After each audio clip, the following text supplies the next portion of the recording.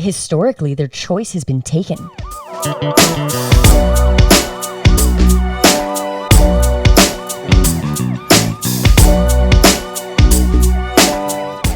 All right.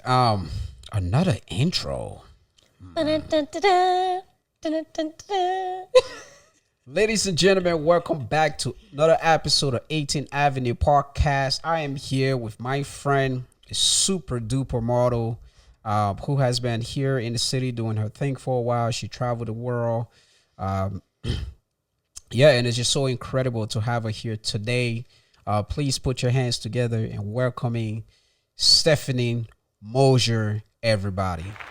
Thank you. It's nice to be back, Rico. It's been a while.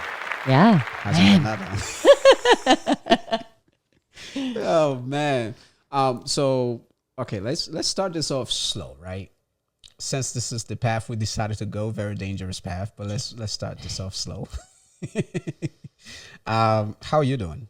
I'm good. Yeah. I'm in love with life. That's always my answer. I just feel like gotta be good. Gotta just be grateful. I feel the same way too. I feel like right now it's good energy, good vibe. I'm actually being very consistent for the first time since I started. With podcasting? Just with anything that has to do with video and photos. Just for the first time, I feel like I'm really, really like, wow, I'm committed. I can't believe I shot. This would be, I don't know what episode this is, but it's over 10 episodes now. You got at least 6 online that I saw today. Yeah. I didn't look at all 6 of them, but I saw them. You saw them, yeah. Yeah, I listened to a couple. Yeah, no, thanks. And yeah. So question for you. What are you, there's a lot going on right now in the news with the pipeline situation. And don't mean to get political. I don't know if you're allowed to share your political view on here or not. But there's a lot going on. There's a lot of people that are pissed off from both sides. Who do you think this affects the most? There's so many different ways that this is affecting people. Some people are being affected with it because their commodities are not being able to pass through rail and they require that system. And especially when that's not related to oil and gas, there's grain, there's food that's not getting to places. It's spoiling. People are that's huge waste, so it's affecting a lot of people that way. But then on the other side, like, why must these lines go through treaty territory? It just seems like there's other ways to go about it. And even if it's less efficient, what if they were to look at the cost differentials of going around that territory versus going through it, and maybe negotiating where we say, hey, this is the cost difference. Maybe we can share the savings. Do you think there's an option like that? I don't know. I definitely know that avoiding conscious conversation and conscious conflict is not going to be the way to get it. Right. I have never seen anybody responding to protests saying, wow, I didn't recognize how this was affecting you. Why don't I just say that your concerns are really valid and that this is how we've decided to mitigate your problem? And I think if we think critically about a lot of the issues that people are having with the environmental impacts of oil spills or whatnot, companies don't want to lose their product because then they can't sell it and make money. Right. They also have to pay for the damages and excessive losses. So it doesn't really meet their best interest to be having any damage or loss. I think it's a losing game. Oh, for sure. Especially when everybody's just sticking in the mud and saying no for the sake of saying no. Right. But at the same time, these are people who historically their choice has been taken. And in reconciliation, we've been sharing that they have a choice. Right. And how dare someone come and say, yeah, but fuck that. Sorry. I don't know if I can swear on this. No, you can't. You can definitely swear. This is the podcast where you speak your mind and you say what's on your mind. So there are no restriction on here. I mean, it's not for kids. So yeah.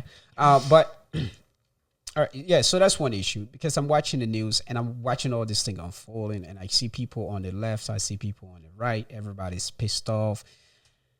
And like you said, we've been saying, well, we're trying to do everything we can do to incorporate these people into this society that we've built that everyone else seems to be benefiting from. I wouldn't necessarily agree with that. Okay.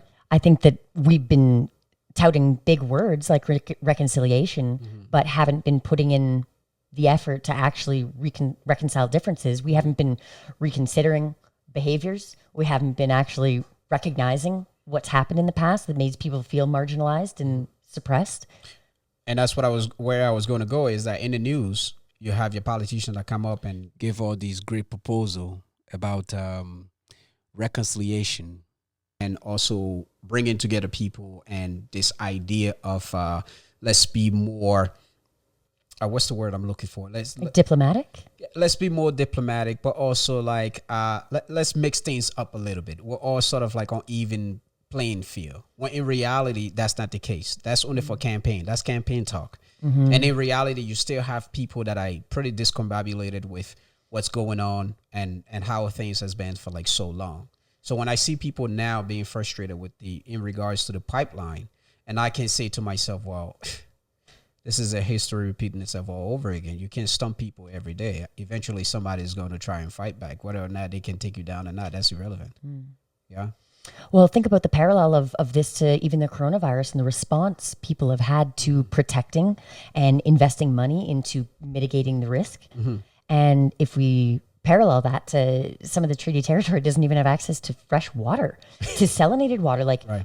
So you're saying that the wealthy and the tax base will pay for the wealthy tax contributors to not risk getting infected, but those people can't catch bad water and can't catch hunger. Right. So it's not a priority, but this really demonstrates that there is the money to be able to put resources forward to help mitigate some of these situations, and they're choosing not to.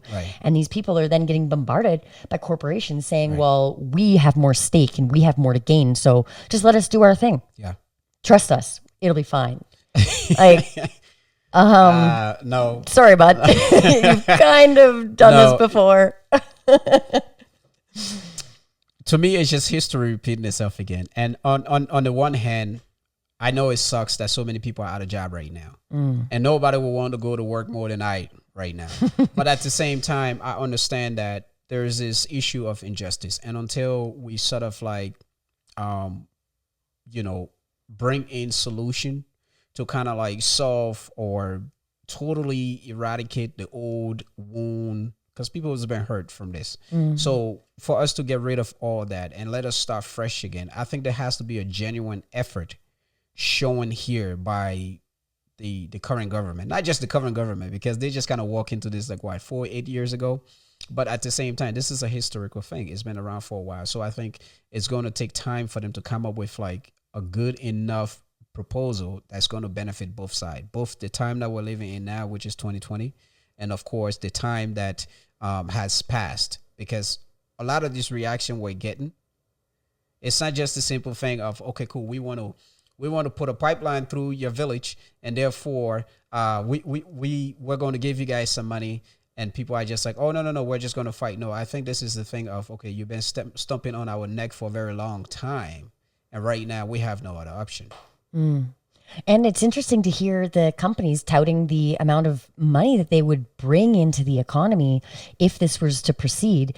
And then, and I don't know the exact figures, but I'm pretty sure what I learned was that the territory they're trying to go through is actually a 16 nation, 2,200 square kilometer region.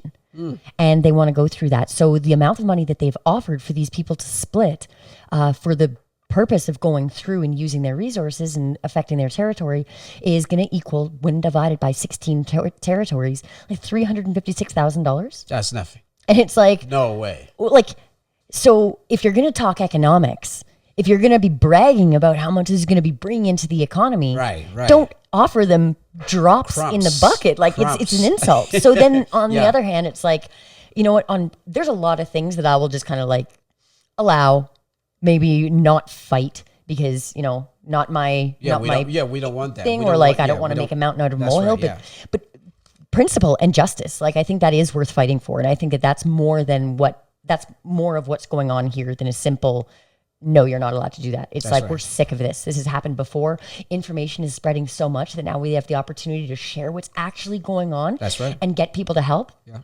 And not in a way that is taking the microphone away from these people as well, which is one thing I really recognize as being done, is all of these, social justice warriors going out and saying like, I'm going to fight for this cause. To what end is it disempowering to be doing that now? I don't know. There's supporting in a way that is appropriate. And so then do you feel like these are like opportunists at this point? Not necessarily. No, Okay. if their heart is in it for the right reason, I think they should be supporting that cause. Okay. However, there's an appropriate way to do that, and by being the front man for an Indigenous group as a white person or something, if your life isn't affected by these decisions, and that's why the hereditary chiefs are getting into this discussion, because just because you guys have elected these people doesn't mean that they understand our values and core lessons, right? So those people should be able to speak for themselves. I'm with you. I'm with you on that one. And I think people should be careful. Like whoever's out there that is thinking about, well, I want to get involved, there's a right way for sure to get involved, and there's a wrong way to get involved. You can't wait till like, okay, cool, this is what's happening, I'm going to get involved. This is not, because it's not new. This is not new. These people have been fighting it, they bet everything they have on it. They grew up knowing that at the end of the day, they're part of a system that basically look down upon them. And so, so there's certainly a right way to get involved. So let's go to homelessness. I was reading an article like a while ago, and it was talking about homelessness around like the Native community, and the percentage of, I think, is 1 out of every 15 Native person. I don't quote me on that. I definitely do double check on that, and I already need my iPad. But 1 out of every 10 Native person, 1 out of every 15 will be homeless, compared to 1 out of every 100 Canadian person. Wow. Yeah. So the math is way out there. And now we have this issue. I've always said to people, like I've always met Canadians who said, I'm so proud to be a Canadian. I'm glad I was born in Canada because I get to take advantages of all of these things around me that the government has built, that my family has built, and the things we've been able to achieve is giving me a home.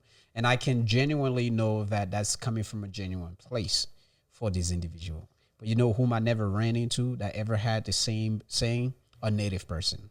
I've never ran into a Native person who was like, yeah, I'm so proud to be a Canadian, for the same reason that a white person. Interesting.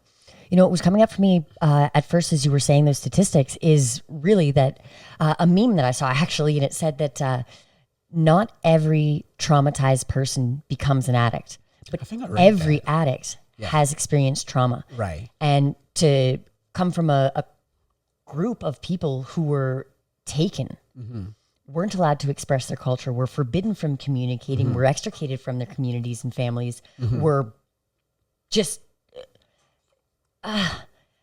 traumatized.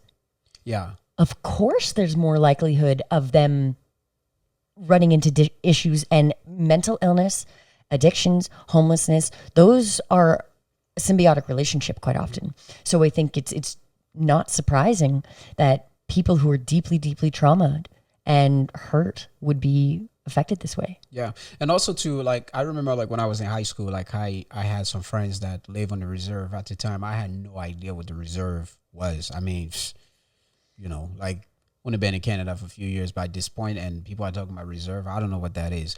But at the same time, when they describe it, it gave me this picture of a place where they didn't have access to proper education, proper school, proper, just the things you need, such as the healthcare, the infrastructure, the infrastructure, legalized. The books, just the basic things you need to go to school and say, okay, cool. At least there's when I'm done here, there will be a future for me.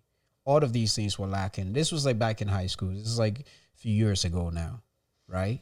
So, and that kind of thing is still like going on today. It is. Yeah. So how do you, when we talk about reconciling with people that, reconciling like the things we've done, how do we go about doing something like that at this point?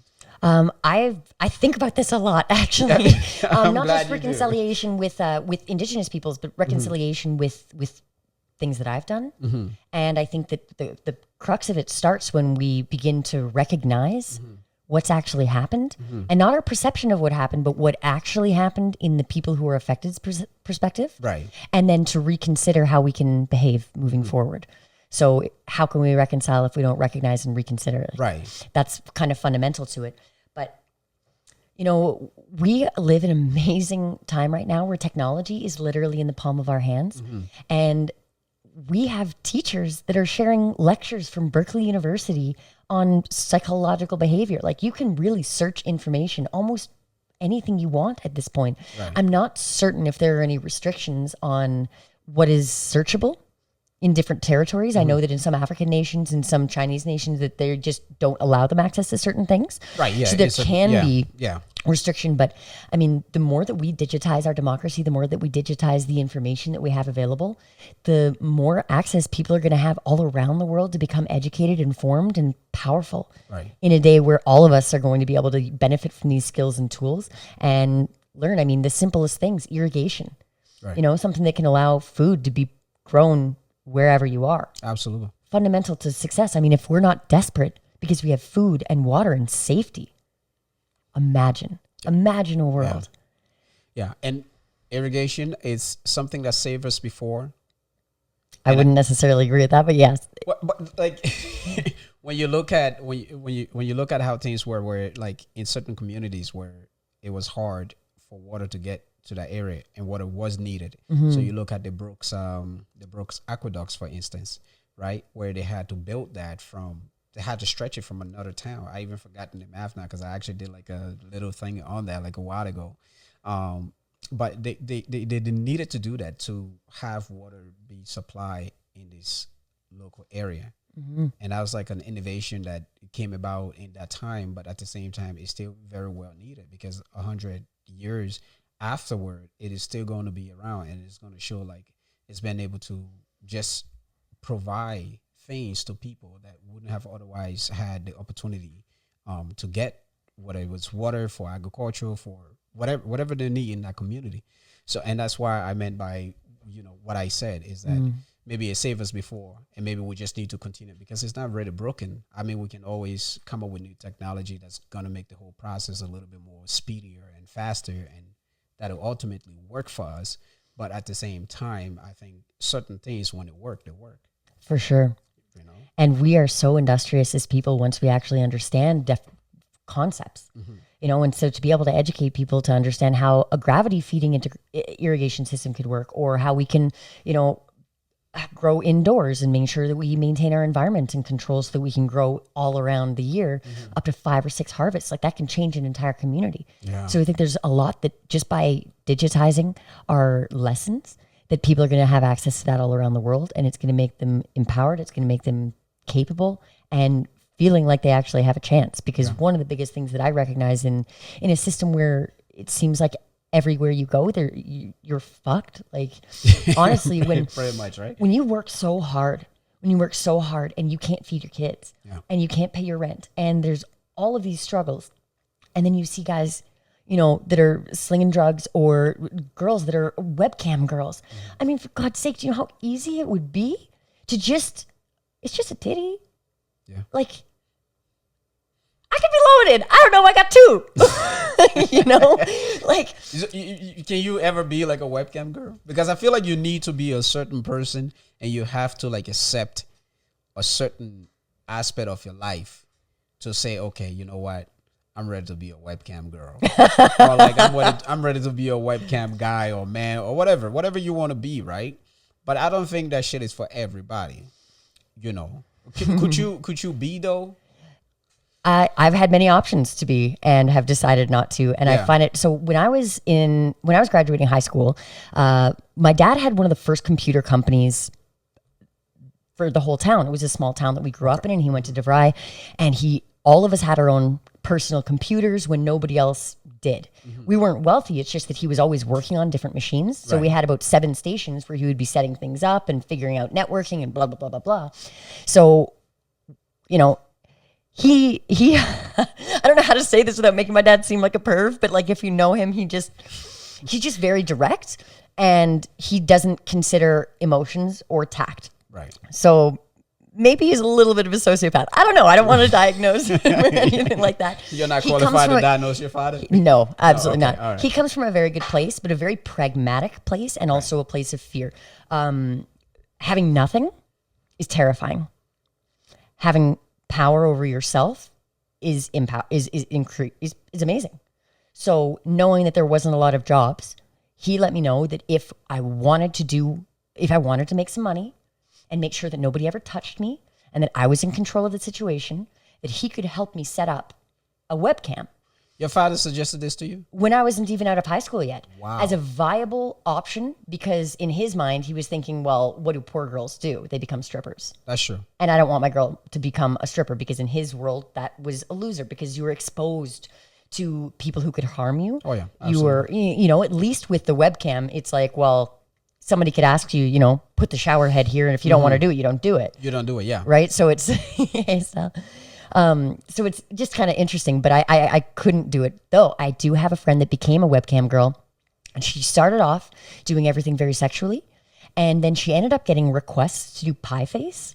What's pie face? Literally putting whipped cream in a pie tray and smashing it into your face. What does that do for anyone? I don't know, but people love it.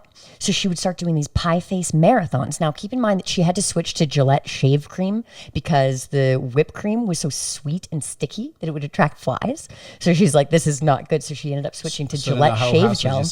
It looks the same. Right. Yeah, I know what you're talking about. Yeah, because it's like, it looks like whipped cream. Yeah, but it's water soluble. So you can wash it off. You can wash it off, and there's no big deal. No flies. Right. Flies are not good for cam girls. But she ended up doing these marathons where she would just have a bunch of pies ready.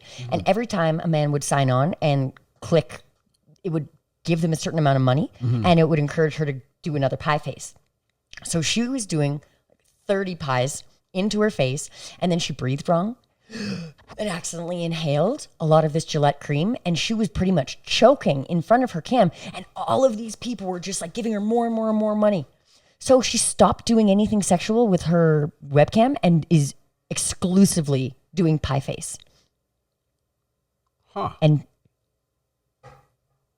so it's like, people are weird. People are super weird. Pie face. Pie face? Why didn't I think of that idea? You think I do pretty good with like a webcam and having pie put in my face? Maybe.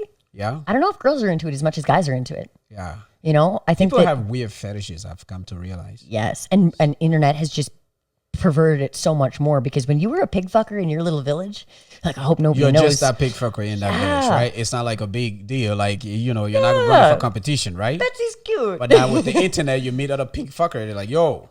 You're only fucking pigs? Yeah. Try this. Yeah. You know, and it becomes this like egging on. In fact, have you heard of Pain Olympics? No. Ugh, don't look it up. PainOlympics.com. You even know the .com. You know their website.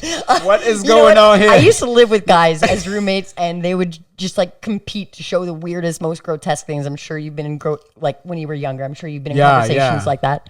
But these guys were showing Pain Olympics, and it's exactly what it sounds like. People just hurting themselves in the strangest ways possible, outdoing each other. I don't even want to describe some of the things that I've been a witness to and actually quite traumatized by, if I'm being honest. That's crazy. I mean, just hearing about it, I don't even know if I want to go with that. No, you don't. Man, that's crazy.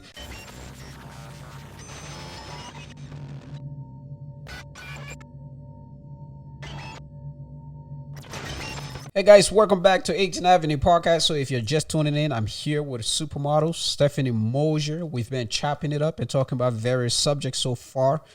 And so thank you for joining us. And again, Steph, I guess we will continue from here where we talk about, we're going to get into some modeling stuff and how you guys started and what motivates you, what gets you out of bed, where you are, where you've been, and all that. All that. Yeah. So let's get started. Let's, so, I mean, clearly we know each other for a very long time now. But modeling is suddenly something that, that came out because we didn't talk for a very long time because life goes on. And I find out you're doing modeling. How did that come about? All right. Well, thank you for having me on again. You're welcome. I guess I got started in modeling first because I was really skinny, and people just said, "Hey, you should start modeling." And then I got into it because I just loved it as an ability to express myself. Yeah. And as a model, I suggest you don't do what you tried. Yeah, let me. I'm joking. I'm not a stylist. I'm struggling. I'm struggling here with this whole headphone. Anyway, go ahead. Yeah. Struggling. I'm struggling. Struggle is real. Struggle is always real, man. Yeah, yeah. No, but got into it and continued to grow in it because of the opportunity that it was to find myself and to express myself creatively and just kind of tap into something that made me feel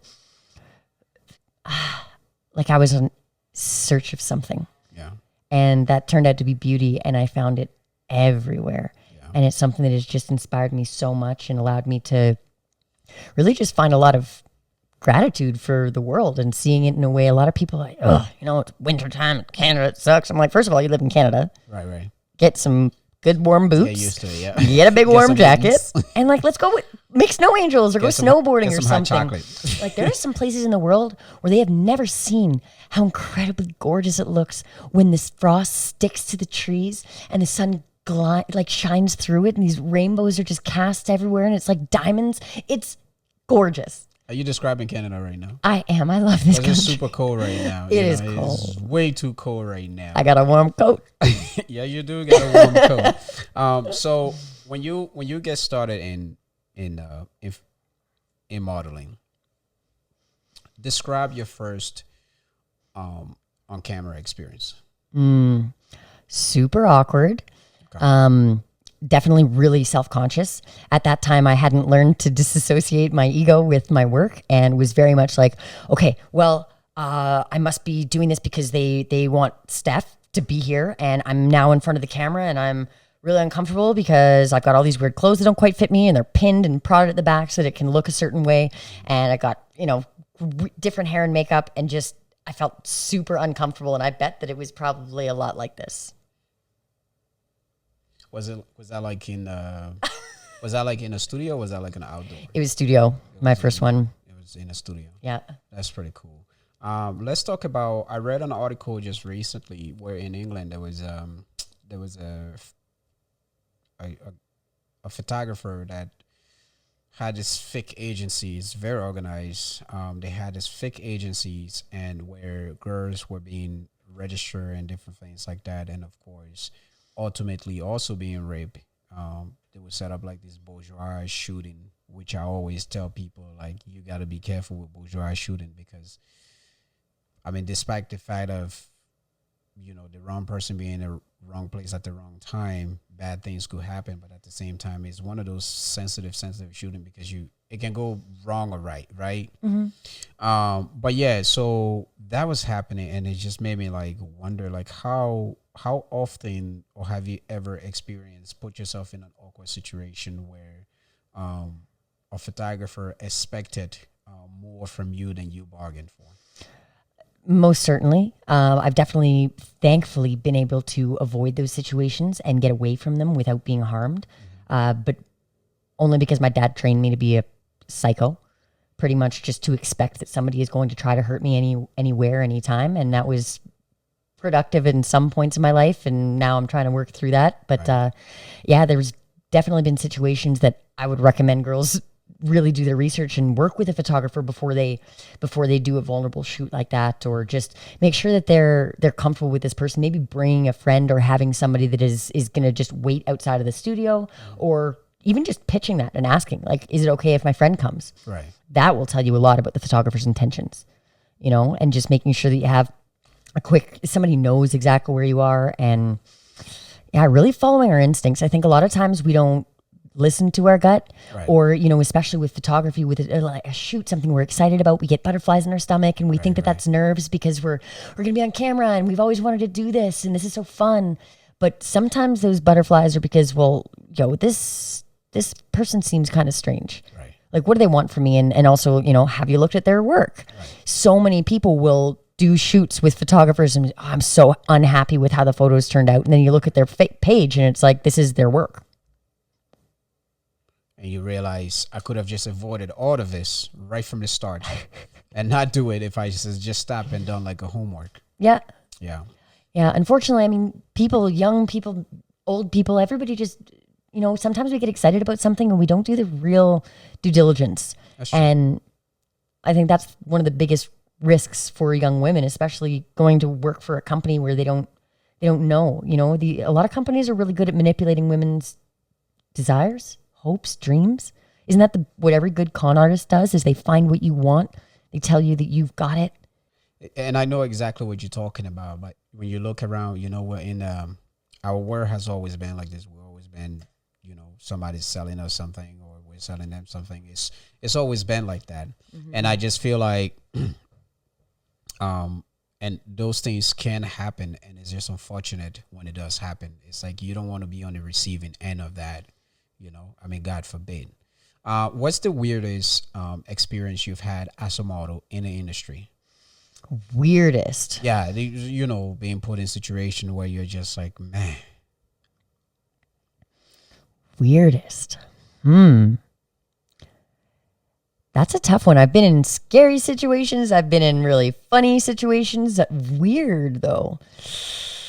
I mean, I've never been asked to like dress up in a mascot costume and wiggle or anything, I've been greased up a few times. You've been greased up a few times. I've definitely tried. I host what's called photo jams. Okay. So I've been in a band before, and one of the things that I noticed about being in a band is that sometimes you rehearse and sometimes you jam. And when you're rehearsing, you're trying to set up you're trying to figure out your set, you're trying to tune your instruments, you're making sure the vibe is right. And it's for a specific scene, for a specific place, for a specific outcome, and modeling is like that too. You're shooting for a specific designer, for a specific magazine, for a specific brand. And you don't have artistic freedom in that. You have to work within the confines of their branding, which is okay. So what I recognized was when we were working for a brand or doing something commercial, it was very it was rehearsed almost, and it was very stiff. It was less creative, and you knew, everything was very well planned. You kind of had a mood board and set. You knew exactly what the shots you were going for. Yeah, it's like a film. Yeah, totally. And then so I started thinking, what about jamming? I would love to just bring people over to get into our creative juices. You said photo jamming? Is that what you said? Photo jam. Yeah, just like a band jamming. It's a photo jam session. So I'll bring photographers, models, hair and makeup, stylists, and the thing about a photo jam is you never know what you're going to do. So we draw sticks, and it says king, queen, jack, 1, 2, however many people there are. Right. But the king is always the one who picks what everybody does, but they don't know who's doing what. So they'll say, okay, we're going to do a, intimate family portrait between a husband and a wife, and queen is going to be the wife. The number 1 is going to be photographer, and number 3 is going to be the stylist, and joker is the wife, whatever. So then all of a sudden it turns out that you've got a man playing a woman, you've got a woman playing a photographer that's usually a model, you've got a stylist that has no idea what's going on, it's just, ends up being a lot of fun. It's so much fun. It's ridiculous. I mean, we're not going for the outcome. The goal is not the shoot like it would be for a rehearsal.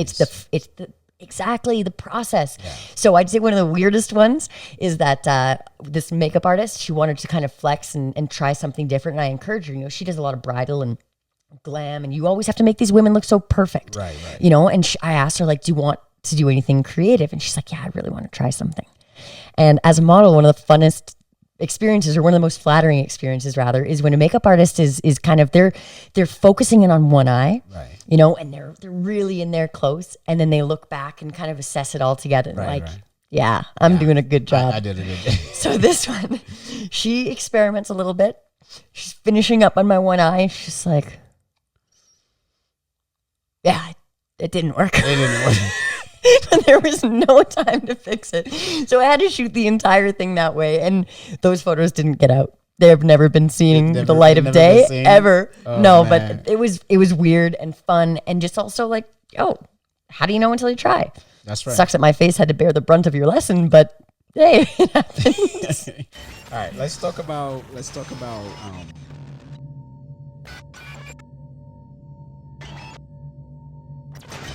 So let's talk about out of country experience. You've clearly now have model 9 countries. 9 countries in 5 years. Yeah, that I've gone, that I traveled to only for the purpose of modeling. Yeah. There's a lot of places that I've gone that I'll travel to and then also like hook up with a photographer and just shoot because I'm there. Right. But 9 countries that I've gone on tour specifically for modeling, which has Describe been that amazing. experience, because I'm sure like that's every girl experience, wanting to travel and see the world and see all these amazing places, try amazing food, and at the same time be beautiful in front of the camera. So describe that experience for us. Oh, so amazing. I mean, if I really think about what I think it means to be a successful model, it would be to be making money, doing what I love, traveling around the world, and meeting all kinds of new people. And that's exactly what I got to do.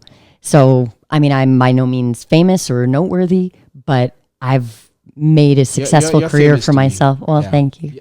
I think my boyfriend roots me on too all the time. That's perfect. Yeah, I don't know what's going on with my Instagram because I came out this morning and I had 90 new followers. Perfect. Yeah. Yeah, Not sure why, because I hadn't posted since February 3rd or something like that. that's but okay. It seems if I don't post, all of a sudden people are like, oh, yeah, you're not trying too hard. What is And then going- when I do post, people are like, bitch, Yeah. delete. Yeah. Come on. It's a weird place. So, what has been your favorite place that you have traveled? Favorite place that I've traveled just for modeling, it would be a tie between India and Vietnam. Okay. Both just completely different experiences. Everywhere else I've traveled has been first world. So there were differences in the way that people dressed and in the food, of course, and in the language, but not in everything. You know, and in Vietnam and in India, every single thing was different. How different? Like, in India, everything is hidden beauty. In Canada, we try to make things very obvious. And, you go to France, you see the Eiffel Tower, you see these things that are intended. Right. Everything is curated and manicured to be appealing. Presentation, yeah. Yeah. And in India, that's not the case. There's the real world, and then there are these incredible hidden gems, and they might be a temple or they might be a little store or, a gathering place where people are eating incredible food that costs barely anything and just gathering with intention, so I loved that. And I also really felt like privilege, really recognizing what that looks like, because I grew up poor in Canada, and growing up poor in Canada is not at all what it's like to grow up poor in India or in Vietnam. Oh, yeah. And also just an incredible experience in really recognizing the ability to forgive. Most Vietnamese people that I met assumed I was an American until we started talking, and their willingness to let a person who comes from a nation that has destroyed them, like you walk around and there are people still missing limbs from the Vietnam War. Still to this day. Still to this day, people who until they were 6 years old had never seen light because they lived in caves underground because they were so scared. And it's just like I've had such a privilege to just be safe. Just be safe. And like that has been one of the most jarring things, but then also you really see the beauty of people because in a place where there is potential danger, quite often small things are celebrated. Right. Family gatherings are intentional and beautiful, and it's like it's actually good to see you. Right. And And it's legit. yeah. People are coming from a legit place, and you felt that. Yeah. Whereas in Canada, I found a lot of reasons that we gather are traditional, but why is that traditional and meaningful for a lot of people? Do Or we is think it we got her here in Calgary? I don't think we got her. not that much? Not that We much. don't gather Even like at all. thinking Christmas and whatever, when people would go and hang out with their family, or like a baby shower, people gather, and it used to be, okay, well, what is a baby shower? We have a new mom who's never done this. Let's gather people in the community, get their insight, to share some useful tools, to inform us on what we can expect, and to let them know that we can rely on you. Right. And that together we're going to be a tribe. And now it's like, oh, well, like, guess the kind of poop that's in the diaper. It's a Mars bar, and like, get me presents. And it's not at all about community and insight and learning and sharing. It's about, well, I have a list of things that I want for my baby's room. And like this fur pillow is a must. And it's just like, it becomes this weird thing where it's like, there's no tradition, there's no intention. And my father raised me to believe that traditions were things that people do repeatedly for no logical reason other than it's been done. Other than love. Well, Or that it's just how things are. That's how life is. Yeah, I mean, he's pretty cynical. I would say that there's a lot of ceremony and beautiful traditions that are still happening all over the world, despite my personal involvement or Right. people in my vicinity.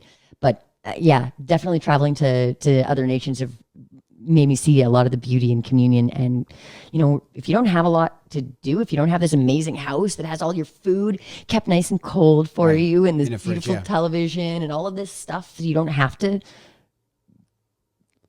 be not distracted or not be bored. I mean, in places where they don't have a lot, it's like, yeah, let's hang out, Yeah. have fun. Yeah. I'd love to do that way more. Yeah. It's cold though. I got a good coat, but it ain't that good. No, you can't do that. You can't do that here in Canada. That's pretty cool. So let's talk about your favorite, because you've done so many. When I go through your Instagram and your images, just looking at your portfolio, you've done all types of different type of modeling thus far. Describe your favorite. My favorite one is one that I got to think of myself and got to kind of coordinate. So typically as a model, you get booked for a certain brand or for a company, or, you know, a photographer's like, hey, I've got an idea. And I have ideas too. So one of my favorite ones I called Wretches and Kings. So I had my dad has this amazing mechanical shop, and it had really high ceilings, and there was a welding section, and there was just all of this stuff, and it was very rugged and just dirty and heavy. And it's so counter what modeling typically is, which is ultra feminine and soft and, you know, not distracting. So I got to assemble hair and makeup artists, stylists, designers of these incredible leather custom pieces.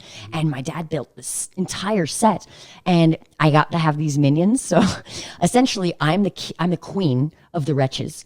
And I am just like this boss bitch that literally whips all of these guys that are all just sexy built, amazing men. Very nice. It Very was nice. so I'm sure fun. that's every woman's dream.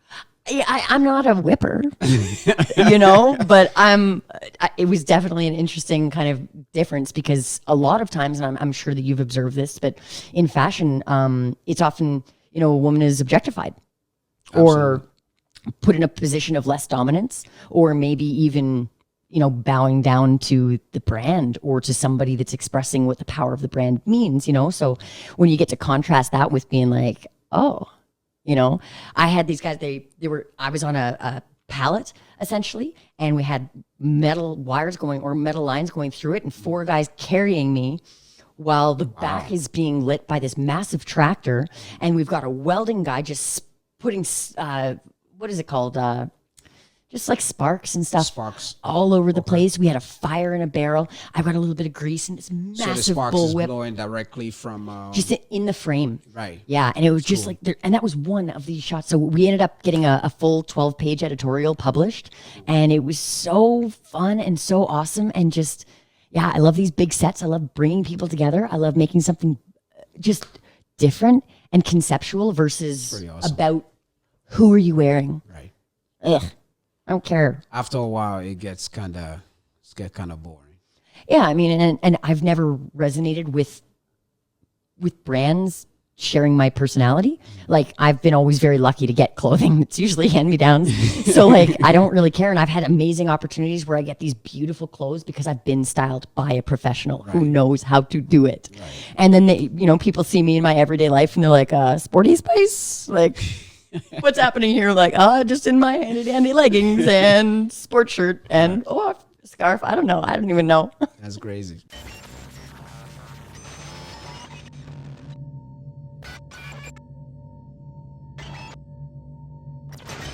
Are you still modeling a lot? No. Not a lot, no. And actually, it's funny because I had a conversation with my girlfriend this morning, and she asked, you know, how do you feel to be a model? And I was like, well, right now I'm not one. Okay. And she kind of felt a little sad for me. Mm-hmm. I assumed from her tone, you know, it was like, it's not a sad thing. Like, I think to be able to say you are something indicates that you dedicate time to it, that you sacrifice for it, and you think about it all the time, that you trying to cultivate mastery in that thing. And for years, that was my focus. But right now, my business has been my focus. So modeling has not. So I wouldn't necessarily say that I am a model right now. I'm certainly not embodying what it means to be a model that's dedicating herself to mastery and learning that craft. But I've had an amazing experience being a model, and I'm hoping to move more into an advocacy and role model position, but certainly not leveraging my looks as much as I once had. Okay. More in my heart. That makes sense. That makes Yeah. sense. I guess for her, it's probably because once you are something, it's like if Robert De Niro was to quit acting today, whatever, he's still on acting. That was his entire career. Like I believe that when I'm very successful with my cannabis business with my partner, that I'm going to be known as somebody who made sustainable indoor agriculture huge in Canada. And that's something I'm going to be really proud of. And I'm hoping that that's my legacy. But modeling is certainly something that I love and I love to share with people and I would love to continue doing. But right now it's not my focus. So I wouldn't say I am a model. I don't know. What do you think? What do I think? What you are? Well, no, like if you were to do photography for 5 years out of a lifetime, would you always say you're a photographer? That's a good question. I never thought about it like that. No, but there is still that part of me that probably, if it was something that I genuinely enjoy, then there will still be the part of me that will still be attached to that. So I don't think I would look at it either way if I was labeled as a photographer versus if I wasn't. I don't think that it would have any sort of impact on me afterward. But yeah, I do see what you're saying. But I guess if I didn't enjoy it at all, I would say, no, I wouldn't really call myself that because, it was something that I tried and it didn't work out, but it wasn't for me kind of deal. Well, I definitely still love it. There you go. So you're still a model. I'm still creative. There you have it. I'm willing for the right projects. No, I don't know. That's cool. So what advice do you have like for young women coming up? What should the process be for them? Like you're starting from the gate. What should you be looking for in your first shoot? Are you looking to see if it get published? What should you be looking for? Well, I would say for starters, anybody who wants to start in modeling, learn their own face. Can't tell you how many girls, I want to look like Gigi Hadid. And it's like, that's fantastic. You don't. But you got Gigi. Your own thing. Why don't you try to take a picture that looks so good of you that Gigi's like, I wish I looked that good. I wish I felt that good. That's right. Okay. So it's like, I would definitely encourage girls to learn their own face, learn their own angles. And thank God we have, amazing devices. You can get a little tripod. You can take a bunch of photos. That's right. Check all of your different angles, almost do it systematically so you can learn. Like, I've noticed that I have, kind of an Adam's apple neck. So a lot of girls can kind of throw their head back and it looks really elegant. For me, it doesn't, so I just got to learn my thing. So for me, putting my head down. Yeah, bringing your chin down a little bit and just kind of on an angle a little bit. Yeah. Works for me. Now other people maybe they have a really big forehead and it doesn't work for them. I mean, learn your face, learn your body. Definitely the first thing. Now, if you're going to be doing a photo shoot, there's 2 ways to go about it. You can either hire professionals that are going to help coach you and train you and get that great photo, which may be worth sharing or maybe trying to pitch to agencies and seeing if you can get some representation. But if you're going to be, there's a great option if you don't want to spend a lot of money at first because you're probably not going to be super comfortable in front of the camera. Trade with other artists, new photographers that are coming out of school or coming out of, just got a camera. They need to learn to shoot. You need to learn to pose. You both need to learn to communicate. Do some trades. It's an awesome opportunity. So we're talking TPS. Yeah, totally. Trade for time. What is it for you?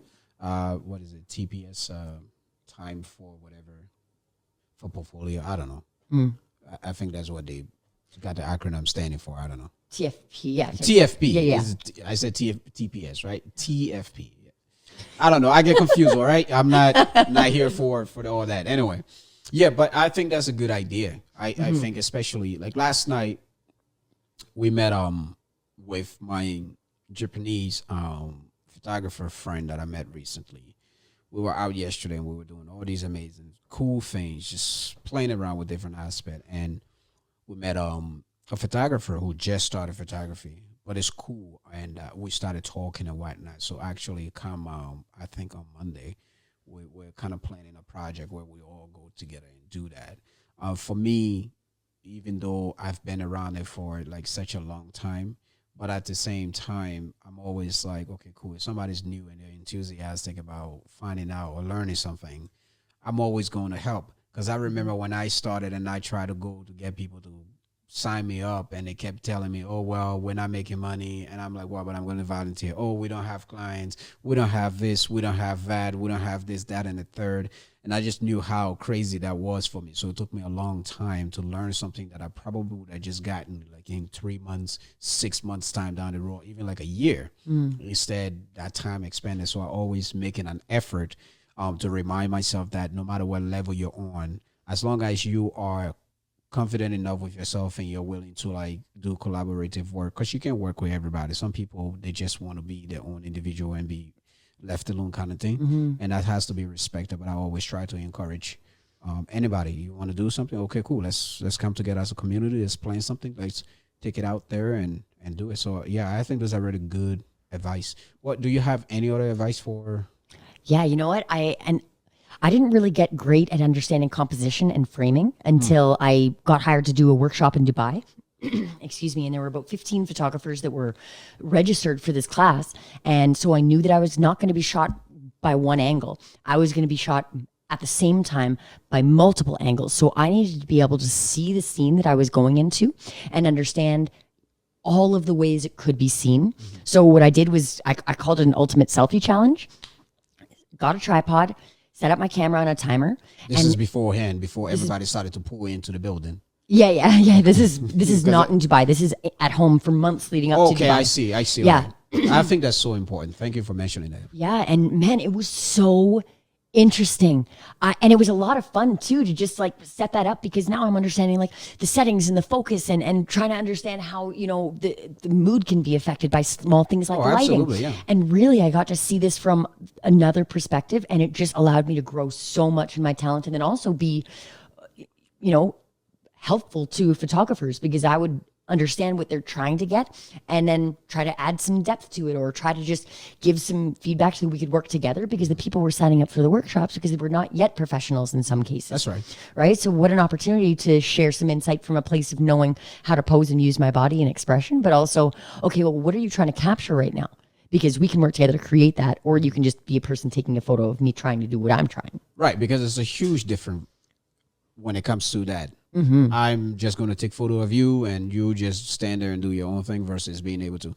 And I always try to get people to like at least have an input on the creative aspect of things. Because at the end of the day, it's like whether you're new to it or not, you might have some ideas. I try to be fair. I know like sometimes it doesn't always work in my favors, but at the same time, I try to be fair with people and say, look, you have an idea. Okay, pitch that to me. Okay, I heard it. All right, now how about maybe we can Next. put this twist? Yeah, that'd be cool. It's straight like the Simon Cowell, just kill a dream right there. It's like boom, see you later. Wasn't good enough. Try again.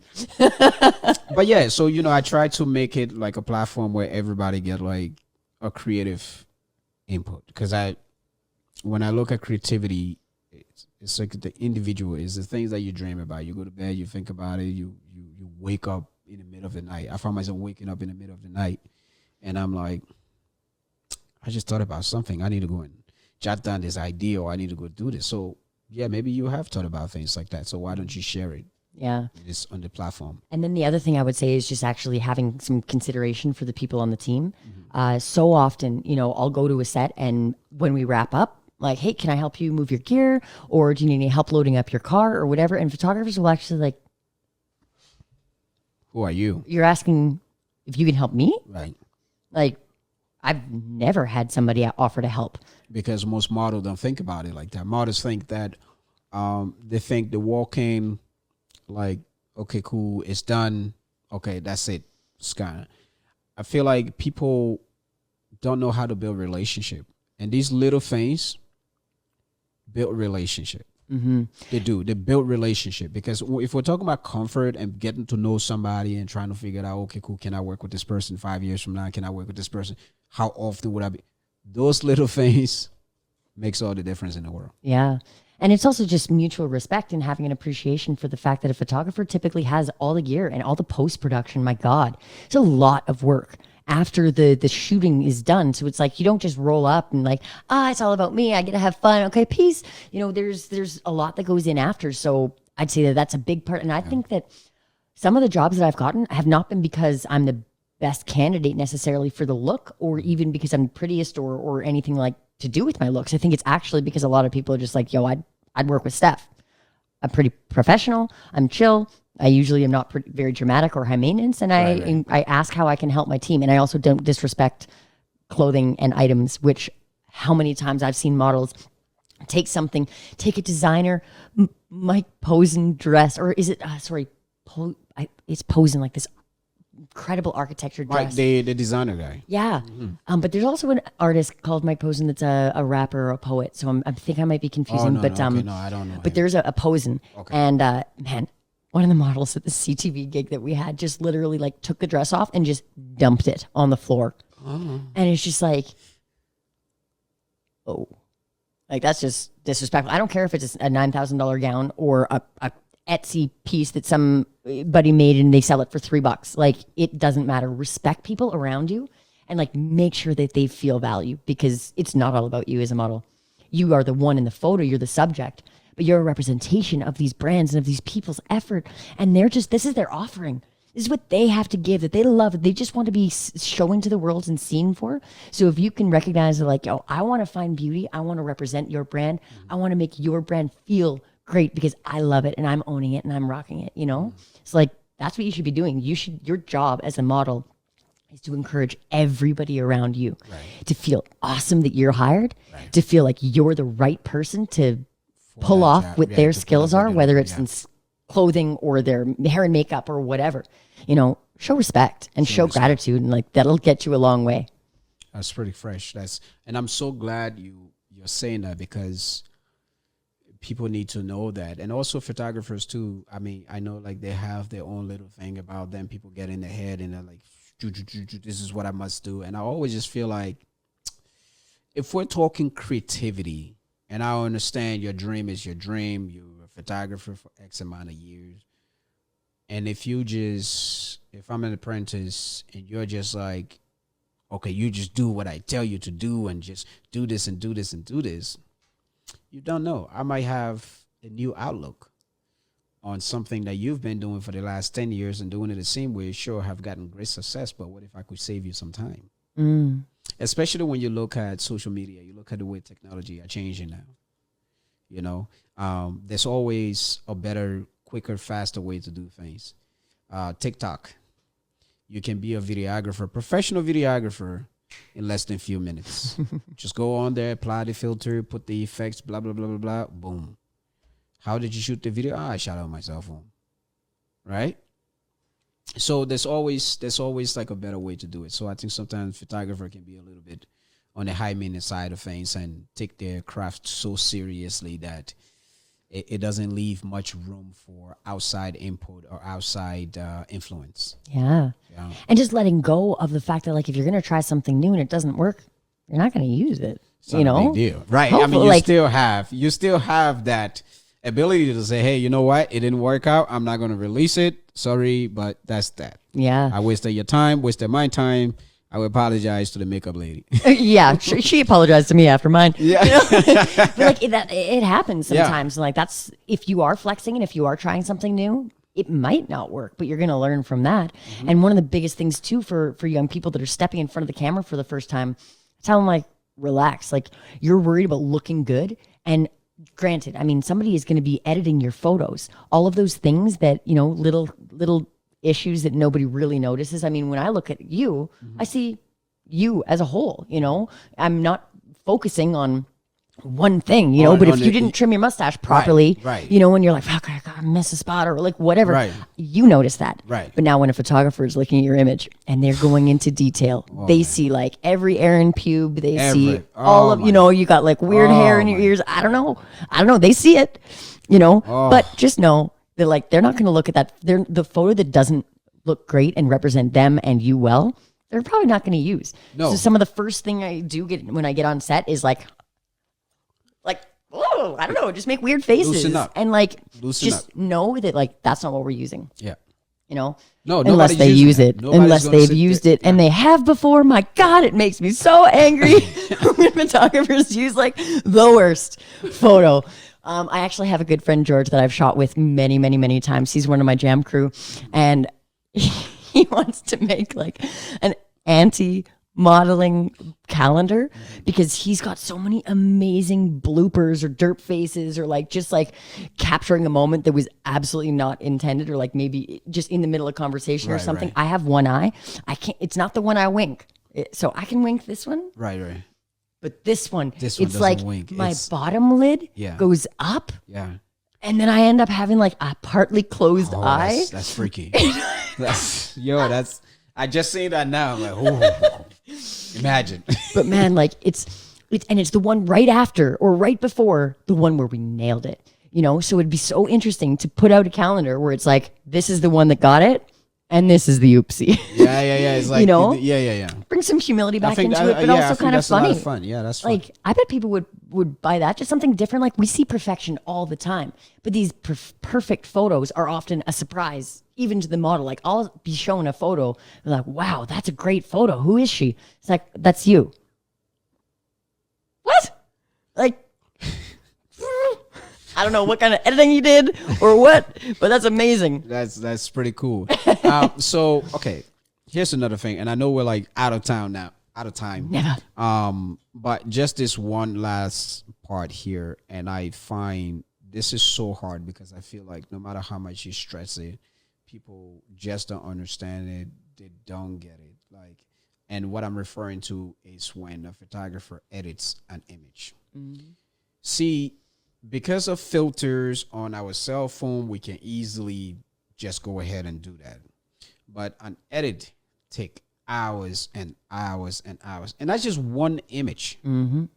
You're cutting things out. You're replacing this. You're doing this. You're doing the other thing. And before you know it, hours and hours have just gone by. Sometimes you're on the same image just for like a week. I remember. And that could be just the tone. That could even not even be like changing the trying image, to but like find the it colors real- and the like colors, and trying to separate this. The eye has to from the hair, the eyelashes here.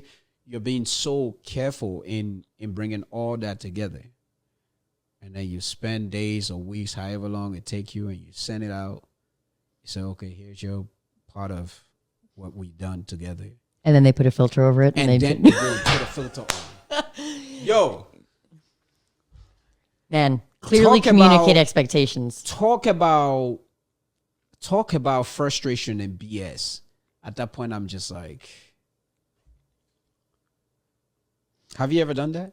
I have never done that, but only because I have so many friends that actually one of the first early on shoots that I did was working when one of the photographers was saying like, this really makes me mad.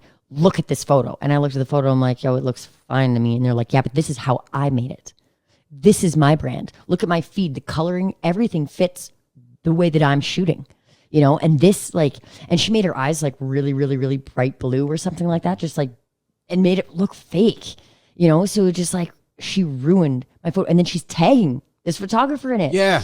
You know, and they're like, this is not a representation of me. This is you taking artistic liberties with my stuff. So since I had that experience not being a So party you to it, don't I do it. clearly lay out expectations Yeah. beforehand. But then, you know, on the other hand, I have photographers who will send me photos that they've edited, and like my feed has a pretty consistent tone throughout.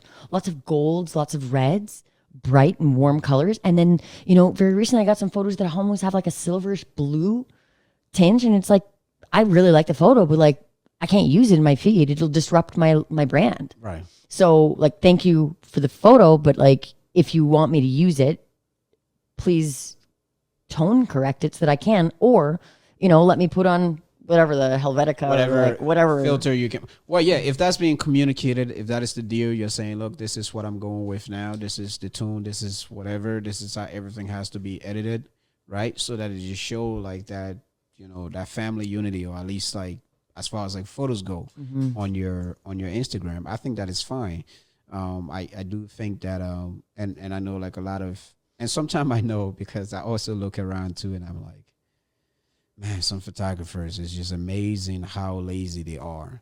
And all I can attribute that to is that they're lazy because you see the image and it looks like the image just came out of the camera and you're just like, hey, that's it. That's the image. It looks great. You know what, though? Some people are really naturalists, and that's their gift. And also, they understand their settings and the tool that they're using, which is their camera, so well that maybe they don't feel it needs correction. So I think that sometimes it comes from laziness.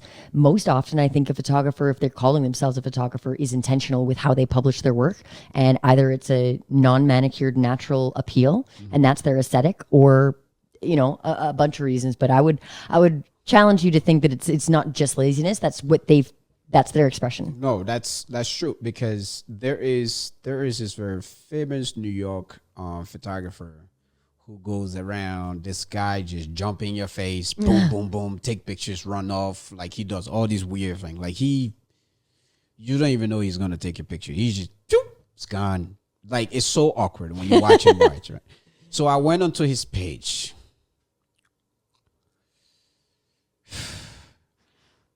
I don't like it, right? But at the same time, I can argue that this is who this guy is. This is how he takes his pictures. I get that. That's how he takes his pictures. But there's been several occasions where I've seen photographers just take images. It got nothing to do with, personally, I don't feel like that's a style. Is that I feel like they don't want to go through the process. Maybe. It's like when you shoot up, how can you shoot a video, right? Because I also seen this with videographers as well. You shoot a video, do no correction whatsoever on this damn video, and then put it out. You're trying to tell me that's your personal style?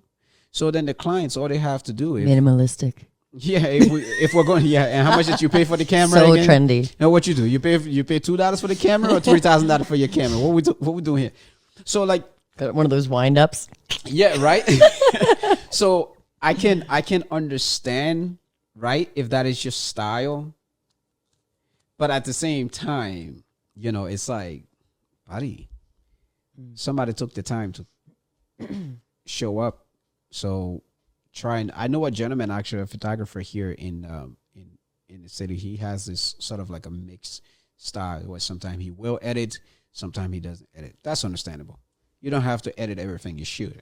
Like, actually, the micro software, I don't know if you're familiar with this, but the micro software, remember, like, when you're in high school, you log on to, like, your computer, and you got, like, a blue background, like the mountains and stuff? Yeah. So the guy who shot that image, I don't know his name now, but here's the story. I just remember the story, not the name. The guy who shot that image was actually on his way to go pick up his girlfriend, or he was going to meet this girl for a date, whatever. He was driving and happened to see the landscape like that. And he pulled over by the side of the road and took a picture of it. He took a picture of it, and for the longest time, he had it on, I think, stock image or something like that. And eventually, Microsoft has seen it and offered him a lump sum and bought it. And that's how come it ended up there. But that's actually like a beautiful image, right? Mm-hmm. Wasn't edited. Didn't do anything with it. Wasn't edited. So that works. Yep. And you know what? When we talk about the rights people have to amend somebody's artwork, if you publish something on a private website, nobody is allowed to screenshot it and then amend it in their own way. However, if you put it on social media, it's now public domain. Oh, absolutely. Which means that people can take it and correct it in whatever way, and then they're putting it out as their expression of and that that's work. Fine. And like this has been predicated on the Andy Warhol artwork that he had Marilyn Monroe. Mm-hmm. Took this classic, iconic photo of Marilyn Monroe, and then he inverted and messed up all the colors in a 4-piece image. I'm sure you recognize. Do you know what I'm referring to? No, I don't. I haven't come across the story, but I do know who the characters is. Yeah, and so this was the first time that he wasn't the original photographer. Okay. He adapted the original photograph, that iconic picture of Marilyn Monroe, into his artistic style. I see. And released it and made tons of money on it, and never paid royalties to the photographer or to Marilyn Monroe. So pretty interesting situation, but that has kind of been the precedent of how we look at rights to ownership now. Okay. And I have been to court. They don't care. It's not, small claims court doesn't care. If you're not suing somebody, they don't care. It's not criminal. They don't care. I've gone to 3 different court systems to try to fight for my rights to my image to not be used for a commercial project without me getting paid or even acknowledged. They didn't care. My lawyer even advised, they were like, Steph, we're going to get to court. The judge is going to say, hey, you have to take that photo down. Shame on you. And that's it. Nobody watches them remove it. Nobody enforces it. And if they fail to do it, if they fail to remove your image, what are you going to do? Take them to court again so that a judge will say, shame on you, take that down. They don't care. So it's pretty frustrating because I'll see posts where they're using my photo, completely change it, and then release it as their own work.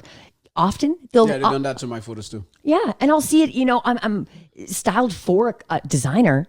That image gets taken, and then in the magazine, it'll have a picture of a shoe for a company that I wasn't modeling for when I did get the paid work. So it's like nobody cares. I mean, there's some big people that would pursue corrective action on that, but because there's this photographers on YouTube that I was following for like the longest time, and I still from time to time would watch the videos just because he gave so much knowledge on not just on photography itself, but on like the equipment and different things like that. So long story short, because I know we need to wrap this up. So long story short, one of the first photos that him and his wife took. She's the model, he's the photographer. They took it, designed it, whatever. And that photo actually became the cover of one of their books that they released. They released several books now. And a random company somewhere in Europe finds it and basically take the photos and print it and make it like the back of the phone case. Oh, okay. Right? So anyway, few years go by. Someone sees it, one of his fans sees it, take the picture and send it to him kind of deal. So he reached out to them and tried to say, hey, listen, I never authorized this to happen. This photo was taken. I am the rightful owner. It's the cover of my book kind of deal. I never authorized this. Now, could you guys please, I think he gave them 2 options. Either you buy it or you take it down kind of thing. Yeah. I think he didn't want them to take it down. And it was a shit show all around, right? But what I come to realize, I think ultimately, long story short, they were able to sue that company. I think for somewhere between $30,000 or $50,000. I don't know what it was. But once he took out all the cost, the lawyer fees, this fees and that fees, they ended up with like less than I think $6,000 or $5,000. Yeah, it's really not worth it. So it's almost like it's pointless to go that route. The best thing you can do is ask the person to take it down. But Steph, this has been such an incredible conversation here with you, and I'm sure we can just go on forever here. So we got to look at the time. So final thoughts. Final thoughts. Be gracious. Have respect for yourself and others. I don't know. Live and love. Live and love. You're going to start singing now? All right, guys. I want to thank you so much. And, of course, we want to thank our guest here today, Stephanie Mosher. You can check her out. She has a beautiful portfolio on Instagram and I believe Facebook as well. Do you have a website, by the way? No, I don't. No, you don't have a website. So she doesn't have a website, but you can most certainly check her out. And I will have her handle or right here so maybe. that so well, here or here so that you may check her out and whatnot. And I just want to thank you guys once again for tuning in to 18th Avenue Podcast. Till next time, remember the episode is aired every Wednesday, so make sure to hit that subscription button, activate the bell so that you will be the first to be notified as soon as we release an episode. Thank you guys so much. Again, 18th Avenue Podcast. I'm your host, Michael Bottles. Stephanie Mosher. All right.